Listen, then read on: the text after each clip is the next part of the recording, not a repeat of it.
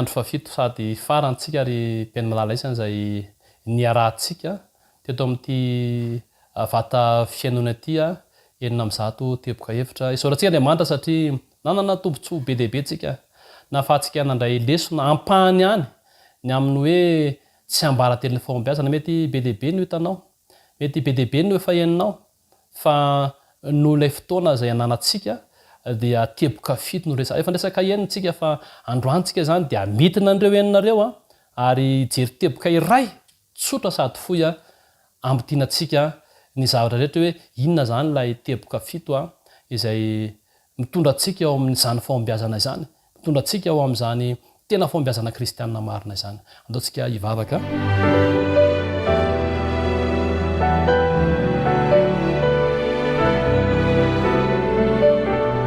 Andriamanitra tonga amin'ny fotoana zay enona indray ny teninao zahay tonga amin'ny fotoana zay ahafahanay manakatra ny sitraponao indray zahay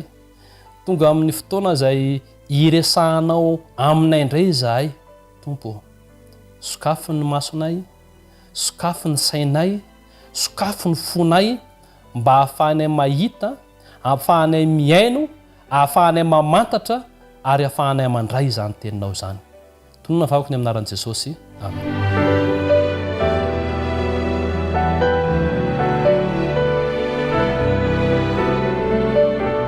tsy ambaratelon'ny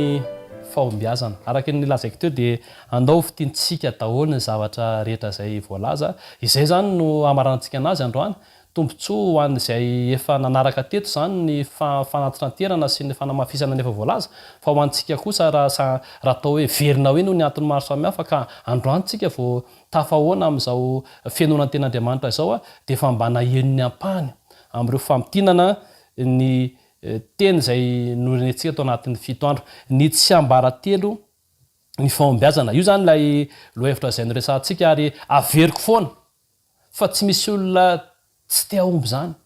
fa niza na iza miatrika fiainana na inona fiainana trehany amin'ny lafiny zavatra isan-karazany dia ny tanjona dia zao mahomby averiko ary amafisiko fa tsy misy olona nateraka tsy ahomby zany amin'ny fiainana ary tsy misy olona nateraka ahomby zany amin'ny fiainana fa izao ny fahombiazana dia miankina amin'ny hoe ny raisitsika ve ny tenin'Andriamanitra ny ainatsika ve ny tenin'Andriamanitra nampiaritsika ve ny tenin'Andriamanitra ary tao anatin'ny fito andro tsika dia netan'ireo teboka ireo zay nalaina avy amin'ny tenin'Andriamanitra izany zany raisitsika androany ireo zany no renesitsika androany tamin'ny voalohantsika dia nahita hoe ny tsy ambaratelon'ny fahombiazana dia ny fahaiza-miaino mila miaino tsara tsika mila manongila tsofina tsara tsika raha te hanana izany fahombiazana zany tsy ambaratelo voalohany dia ny fahaiza-miaino andeo vakitsika averina vakina fotsiny zany izy le voalaza ny oabolana toko fa efatra andininy faharoapolo oabolana toko fa efatra andininy faharoapolo dia zao no voalaza ny ten'Andriamanitra io vakitsika minaran'i Jesosy manao hoe anaka tandremo ny teniko atongolany ny tsofinao ian'ny filazako zay zany lay tsy ambaratelo voalohany ny fahombiazana dia zao miaino manongila tsofina na ny ampianarana ianao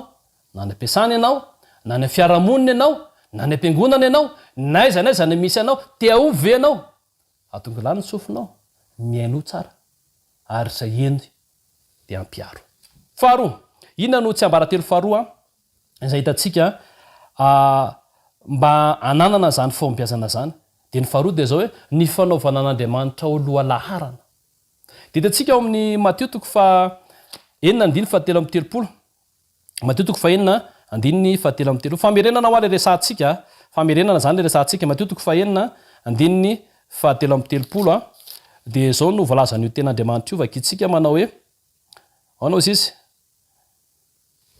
fakatsao aloha ny fanjakany sy ny fahamarinany dia anampy anao izany rehetra zany fahombiazana amin'ny zavatra rehetra tao dia sady ampian'Andriamanitra ianao no mbola ho anao koa le fahombiazana raha ohatra ka mikatsaka izany fanjakan'Andriamanitra sy ny fahamarinana zany tsika raha ohatra ka mivavaka atsika mandinika ny ten'Andriamanitra atsika ary makatoy izany ten'Andriamanitra izany zay leo manao loha laharana an'Andriamanitra sy ny fahamarinana, manao lohalarana an'Andriamanitra sy ny fanjakana, manao lohalarana an'Andriamanitra sy ny sitrapony. Izay ny tsy ambaratelo faharoa. Ny voalohany averiko indray ny fahaizamiaino, ny faharoa fanaovan'Andriamanitra ho lohalarana raha tiatsika ny anana fahombiazana, ary fahatelo dia mila manavao ny fomba fisainana atsika. Ny saina dia anisan'ny miantoka izany fahombiazana zany. Mila manana toe-tsainy fahombiazana atsika raha lasa anabavy madalisana raha tia omby, fa tsy toe-tsaina mora manipy gant izy ny fitenenana, toe-tsaina mora miabandona izy tsika angamba azotsika zany zavatra zany, toe-tsaina fahakiviana vao tsy manomboka akory ny asa dia efa kivy ianao. Fa io toe-tsaina io dia tsy ambaratelo ny fahombiazana raha manana toe-tsaina maheritsika.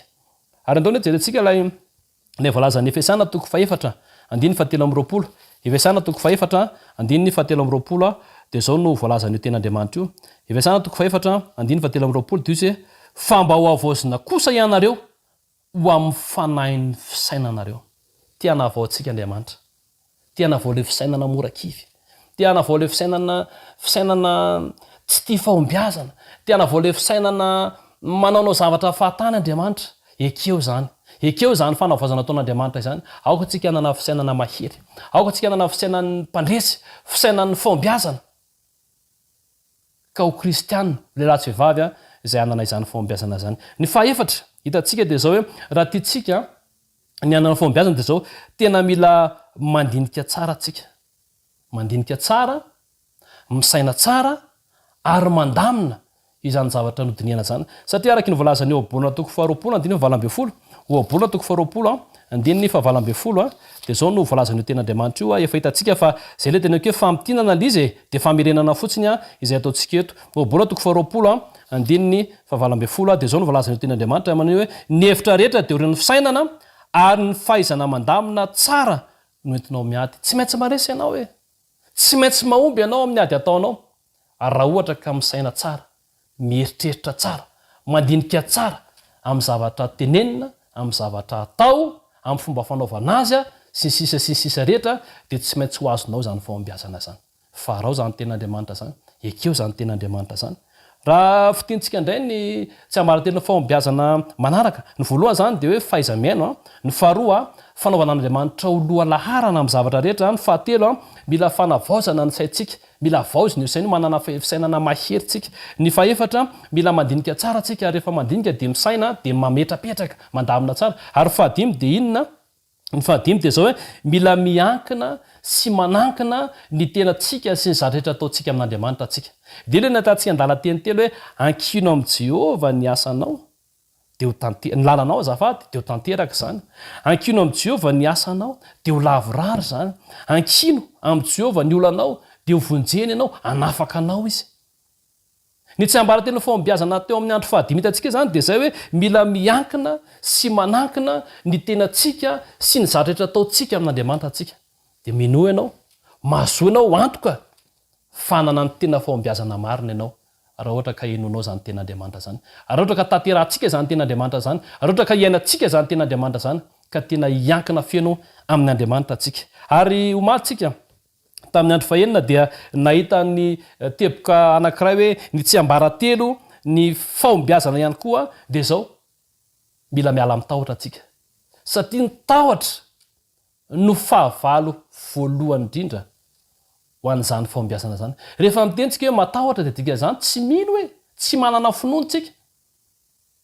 dia azo resana zany na azo fitinina ihany koa na atao mitovy hevitra amin'izany hoe ny tsy ambaratelo fahenina zany dia zao ny finoana. Satria hitantsika tao anatin'ilay tantara fa rehefa teny tamin'ireo mpianatra ireo dia zao satria natahotra an'ilay onjanjano dia hozy izy hoe zao matokia izao ihany aza matahotra. Ny matokia dia miteny hoe zao aza misalasala nareo,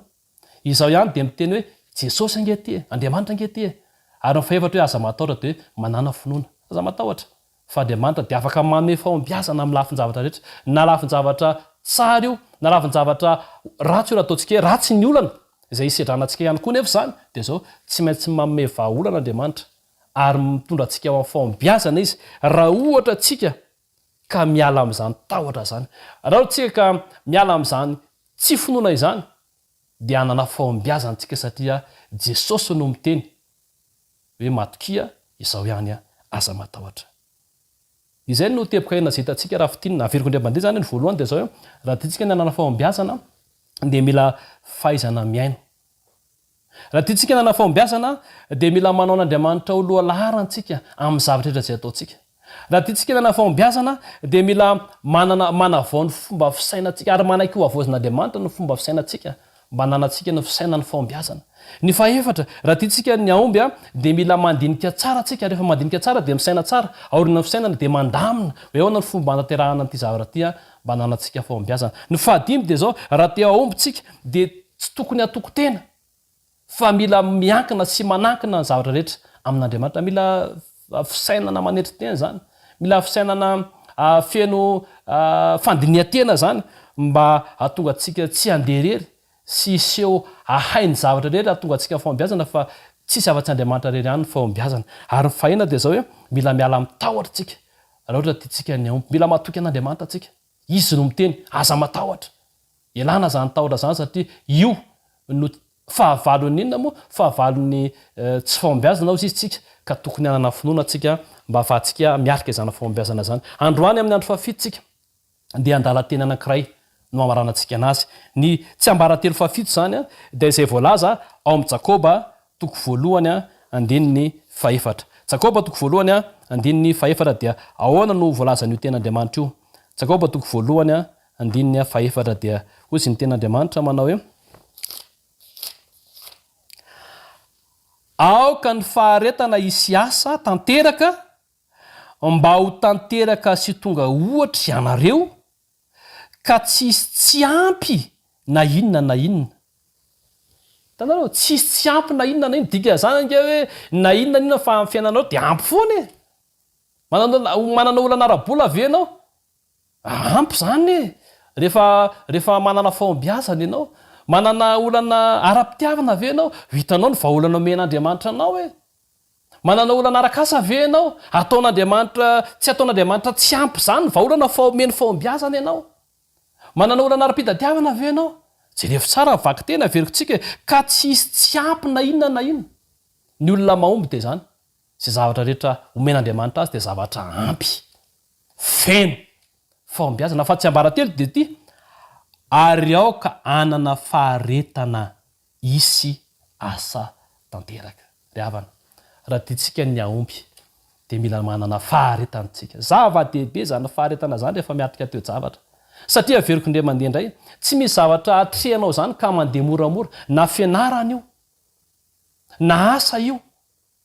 ninninona zany resahanao, tsy misy zavatra azo moramora zany ary tsy misy tanteraka moramora zany fa tsy maintsy misy olana sy fizetrana eny tenantenany ihany. Fa raha tiatsika ny aomby dia mila miaina amin'izany ten'Andriamanitra zany, aoka anana faharetany sika ka miasa foana, atrehana foana, atao foana lizy. Ary mahafinaritra ny teny fikasana izay voalazan'ny ten'Andriamanitra ne ho antsika kristiana hoe izay maharitra hatramin'ny farany no vonjena. Ny faharetana ry havana dia mitondra fahombiazana, ary ny faharetan'ny kristiana ihany koa raha alafintsika te amin'ny lafiny anankiray resantsika teo dia zao mitondra antsika ho any amin'ilay fiainana manakizay zany. Ka raha fitinina zany androany dia zao tianao ve ny aomby? Manana faharetana, fanana fahombiazana anao. Na inona sedra, na inona zavatra misy dia zao manana faharetana ary miasa izy. Faharetana amin'ny miasa tsy mipetraka mihitsy, tsy miabandona mihitsy fa miasa foana. Eto am-pamaranana dia te hamitina indray mandeha ireo teboka fito mba ahafahantsika misaintsaina ny amin'izay fotoana ny rahantsika zay, ary mba ho lehilahy sy vehivavy anana fahombiazana eny antsika aoriana n'ity fandarany ity, ary andraisantsika ireo teboka fito izay tsy ambaratelo fahombiazana ka ananantsika fiainana tena mahomby miaraka amin'Andriamanitra. Ireto avy ilay lakile voalohany dia zao hoe mila maimeno tsika, maimeno ampiasaina tsara ny tsofina mba hanana fahombiazana. Faharoa dia zao mila manao an'Andriamanitra ho lohalarantsika. Andriamanitra izy no fototra, izy no fiandohany ivo ary fiafarahan'ny fahombiazana. Raha tiatsika ny aomby dia zao mila manavao ny fomba fisainantsika, toe-tsaina mahomby, toe-tsain'ny fahombiazana zany tokony hananantsika zany. Ilay toe-tsaina marefo zany mila tanjahana zany toe-tsaina zany. Raha tiatsika ny aomby faefatra dia zao mila mandinika tsara tsika, dinihana daholo ny zavatra atao rehetra. Araka ilay lazaiko tamin'izany fotoana zany ohatra ny diatana de niana ny lasa de jerevana no avy de rehefa dinena de saintsaina tsara fa inona ny natonga anatsinao inona ny antony de rehefa vita zay de alamina le izy mba nanana fahombiazana indray ny fahadimy de na ihany koa ny tsy ambarateny fahombiazana tsy mahatoko tena mila fanetretena ka izao ny zavatra rehetra tao ny tena ihany koa de mila miankina feno amin'Andriamanitra raha tiatsika nanana zana fahombiazana zany ny fahaenina de hitantsika hoe mila miala mitahotra tsika aza misalasala tsy manana fisalasalana zany mila manana finoana raha tiatsika ny anana fahombiazana ary androany tamin'ity famarana ity de zao hoe mila manana faharetantsika ary miasa raha tiatsika ny anazany fahombiazana izany tsy hoe miainy fotsiny tsy hoe manao an'Andriamanitra lohalarina fotsiny tsy hoe manavao fisainana fotsiny tsy hoe madinika tsara fotsiny tsy hoe miankina sy miankina zatratra amin'Andriamanitra tsy hoe miala mitahotra fotsiny fa zao mila manana faharetana satria ny zavatra rehetra de tsy azo raha tsy amin'ny faharetana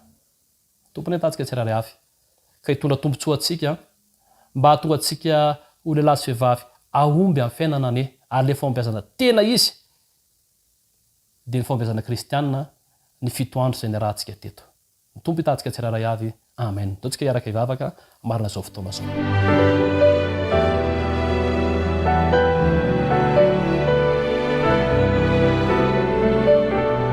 Andriamanitra raha eo tena misaotra anao zahay ary mankasitraka feno satria tsy tianao hoe tsy ahomby ny zanakao saotra satria tao anatin'ny fitoandro de nomenao taridarana izay mba hahafahanay mandinika sy misaintsaina ary manapa-kevitra mba hahatonga anay hanana zany fahombiazana zany ka ankehitriny ary de mangataka aminao zahay omeo fo mahay mandray izahay ameo saina mahay mandinika izay ameo sofina mahay miaino izahay mba hahafahanay nandray ny aino ary mandinika izany teninao rehetra zany a ka hahatonga anay anana fahombiazana anana fanapa-kevitra ao amin'izany fahatsaranay zany de zany mivavaka izany no tonona saingatara miaraka amin'ny famelan-keliko ny aminaran'i Jesosy amen